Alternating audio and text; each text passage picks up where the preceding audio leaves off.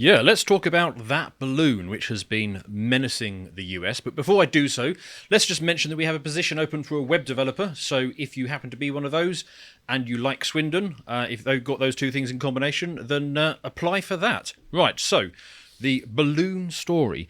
Yes. For those of you unfamiliar with China, we've got a map of it here. So China is the country in red, just to the left of all of those United States Air Force bases. Anyway, so this place has been menacing the US with a rather large, big white balloon drifting over the top of it. So this is a sort of story that I saw on social media, and it was everywhere. And I thought that it would just go away, but it didn't. It kept on ramping up, and it was all triggered because people started noticing this.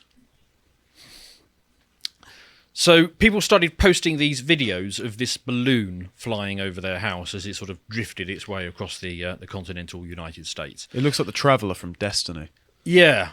I haven't seen that, but it's a giant white orb that prophesies the end times, basically. Oh, okay. Well, maybe that's what's happening here as well. Yeah. Now, I did think, okay, this is a bit silly and this will go away. But actually, what interested me in the end was the sheer level of hysteria that this story got to. And I think that's really the story here. I mean, it very quickly became one of those sort of standard left-right ding-dongs with the Democrats were keen to explain that, these balloons, they fly very high and, fighter jets can only get so high. So, of course, we can't shoot it down. It doesn't emit any heat and it's got a low, whatever signature that missiles lock onto, so they can't go after it. The GOP, on the other hand, the Republicans were quite indignant that this thing wasn't being shot down. So fairly early on, the dialogue from the Republicans looked like this. Defense officials have advised the president not to take it out, fearing it could cause debris to fall and put people in harm's way. Any potential debris field would be significant and potentially cause civilian injuries or deaths or significant property damage. So again, this is part of the calculus in terms of our overall assessment. But again, we'll continue to monitor it. We'll continue to review our options and keep you updated as able. But Republicans say Biden looks weak with each second he keeps this communist balloon in the air. We ought to bring this darn thing down. We have the capabilities and tools to do that. I'm confident that we could have done so safely. I think we probably still can do so safely. They could have shot that balloon down, and the biggest risk might have been hitting a cow, a prairie dog, or an antelope. This is a brazen act. And so at the political level, we have to push back. We have to defend American sovereignty. And we have to make clear to the Chinese that we're not going to tolerate this. They're overflying our nuclear sites, and they keep getting away with it because we let them. There's no consequences. There's lots of questions, but the commander-in-chief is awfully quiet. Mr. President, when and how will you remove the balloon? When and how will you remove the balloon, Mr. President? Folks, we're going to get to work. Thank you for coming. Thanks, guys. Thank you.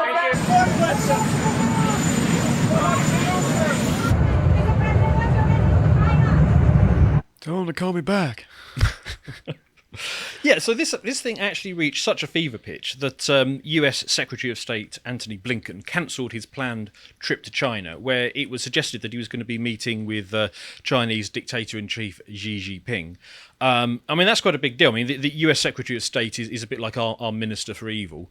So it's a big position out there. And obviously, relationships between China and the US have been deteriorating quite a lot over the last few years. So this was potentially quite an important turning point to start to get that back on track.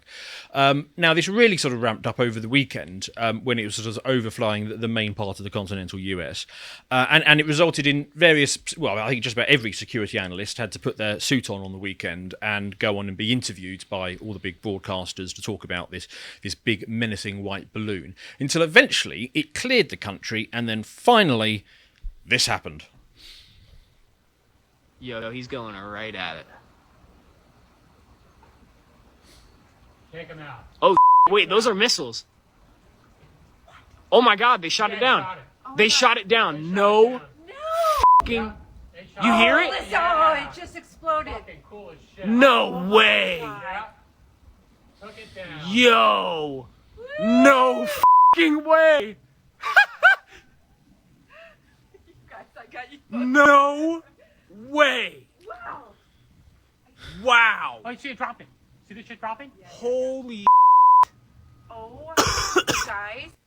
Is this the Raytheon rendition of Double Rainbow in the Sky? That is exactly what it is. So it was shot down by an F-22 firing a $400,000 Sidewinder missile produced by Raytheon. Oh, wow, okay, there we go. So you got that exactly right. Raytheon is a company whose share price has done rather well over this last year.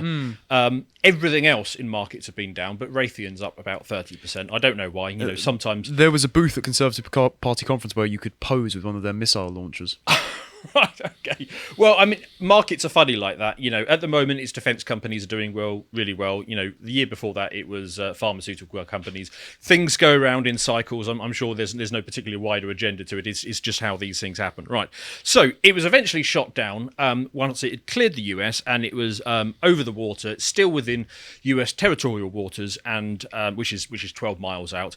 And apparently it crashed to less than 50 foot of depth, so it can be recovered and it can be figured out what was going on. So that's the story of what happened. Now, what actually interests me about this is the way it's covered more than what happened. What I'm reminded of is in the run-up to basically any war, I mean, pick the First and Second World War, but I mean, basically the run-up to any war, you get this bellicosity, which I think is a word, in the media, which is steadily ramped up. The public are prepared. People are pushed towards, thinking of the other side as being that enemy, that we need to take action, that these things are happening, and we need to push back. Now, what troubles me is that both Republicans and Democrats seem worryingly receptive to this sort of war narrative. Now, Democrats, obviously, we know they love war. You can see this from the fact that at the moment, just about all of the Democrats are more than happy to bravely fight to the last Ukrainian, no matter what the cost of the European economy, which is, I think, stunning and brave on their behalf, and I wish I could have, those kahunas. And Republicans seems to have woken up to the fact that the free trade deals signed with China were, in fact, probably a bad idea, and rather than making China like the West, it is, in fact, achieving the direct opposite of that. So my point is more that the establishment GOP and the Democrats are both total war hawks. Now, I'm not trying to portray myself here as some pussy-ass peacenik liberal, but the narrative here just feels all wrong to me. It doesn't seem right. So the sort of official new narrative, as we're getting it, is that the Chinese sent a spy balloon over highly strategic US sites, and it chose to spy on these sites with a big white, clearly visible from the ground, with a naked eye balloon. I think the obviousness of it is probably why certain people were worried that it was either filled with explosives or an EMP device. Yeah, but I mean, there are levels of obvious. I mean, if it was a spy, it is the most obvious spy since that policeman from a lower low. Good morning. Yeah. So, on levels of obviousness, it doesn't really carry it on that. But the argument against that, the pushback has been, is that the Chinese were doing it to demonstrate that they had the capability to do this. Well, I mean, it's a hot air balloon. Phileas Fogg had that capability in 1872. Sure, okay, but I think it's more like a punk test. So this is possibly what Patrice O'Neill's been told before, or this happened to John, producer, he told me the other day, of where someone will push their luck with you to see if you are an applicable target for a mugging. So if you're playing like a pickup basketball game, they might shove you a little bit, they might whisper under their breath. Or if you're standing outside a nightclub, they might ask you for a cigarette and you hand them one, they go, "Oh, give us two, mate." And then you're just going to have to tell them no, because if they keep asking, they know that they are in a position of power over you, and so that they can take your stuff at the end of the night and not put up much of a fight.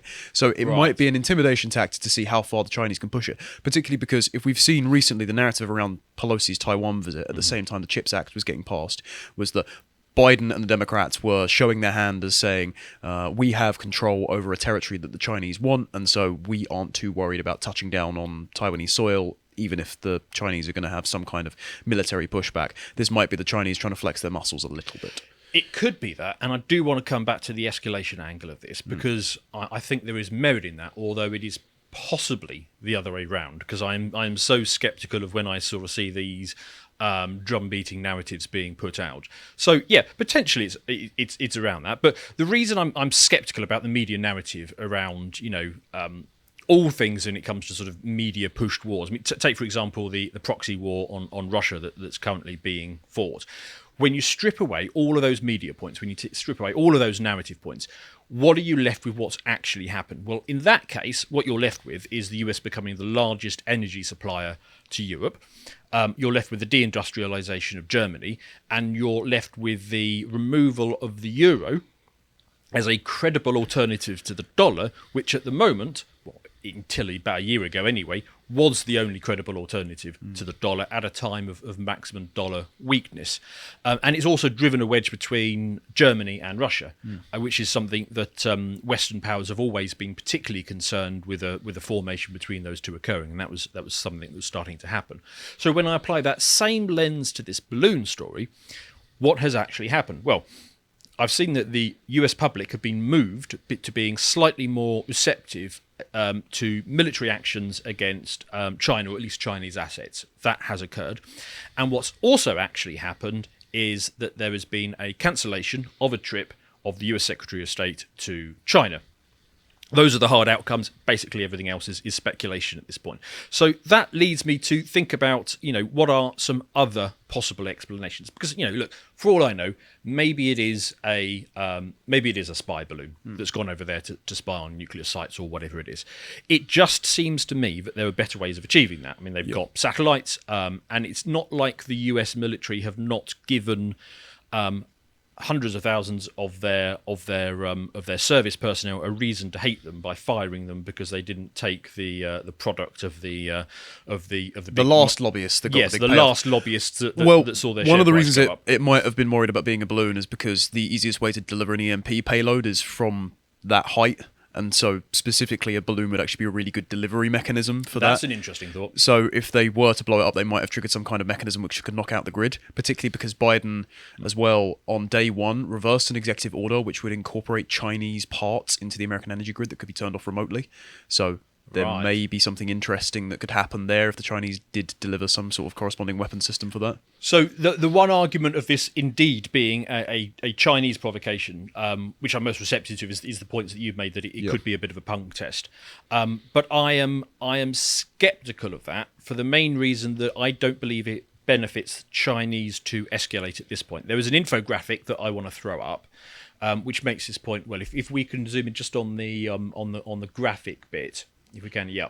So this is basically showing where the US stands up against the Chinese at the moment. The Chinese have effectively caught up in terms of economic capacity, and they're actually exceeding the US in terms of economic relationships with countries around the world because they don't demand that you trans your kids when you do a trade deal with them and all of the other baggage that comes along with working with the US these days. But in many other respects, and especially the important one being military capability, the Chinese are still well behind the US. Now, this could look completely different in 2040. And I think that the Chinese are playing the long game. I think they always play the long game. And I think that there is going to be some sort of great power conflict coming down the line. But it doesn't make any sense to me as to why the Chinese would want to pick now as a moment to escalate it. I agree. Because they're having much more success working behind the scenes in capturing certain politicians and making them beholden to financial interests than they would be floating a giant balloon across the sky and having everyone scream it's the next Cuban Missile Crisis. Well, I mean, look, we know now that the Hunter Biden laptop is real. Yes. We know that he was basically on the tape from the Chinese, being channeled through various companies, and that he had access to God knows how many classified files in his father's garage, which is apparently a huge amount of files we're now finding out that Hunter had full access to. They shared a phone number and a bank account as well. Well, yeah, that as well. And that was the story that we were all talking about before everybody started looking up and going, oh, look, there's a balloon. Yes. So on that front, it's it's a bit of a concern. So what I think this story is really all about is, look, could it have been, is it possible that it actually is just a stray balloon? It could be just a stray balloon. I'm not saying it is, I'm saying it could be. It's also possible that actors within the US deep state saw this and they decided to use the opportunity because some of our crowd are keen to point to every circumstance that happens and say that it's part of a plan.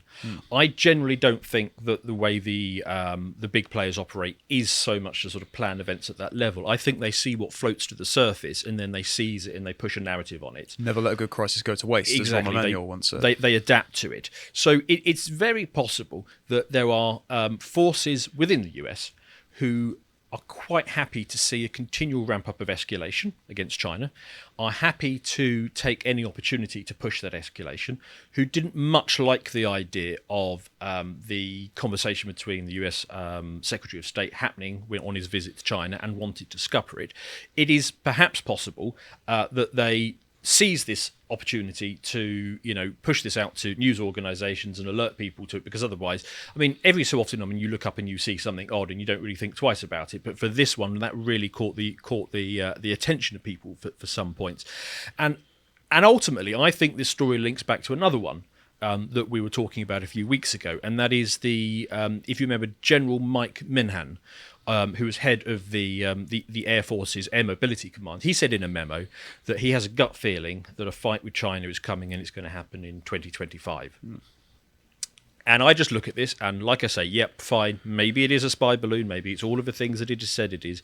It just feels that, for me, that narrative is just too convenient. It's too playing into the narrative that I've seen building before every war that I've seen in my lifetime, and probably every war that occurred before that. Yep.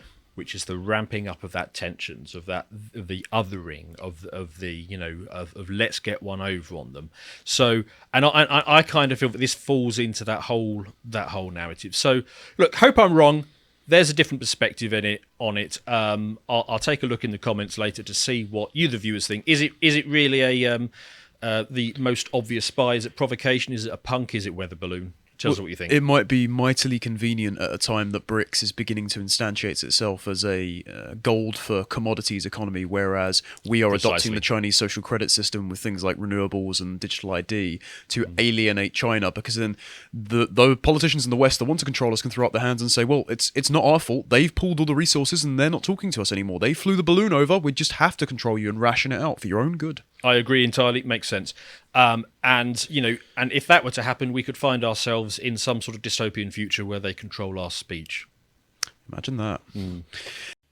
If you appreciated that segment from the podcast The Lotus Eaters, you can go to lotuseaters.com to get access to all the premium content on the site, such as the Brokenomics series, the recent episode on gold. If you'd like to find out what else is being put out, you can follow us on Getter at lotuseaters_com on Getter. Thank you and goodbye.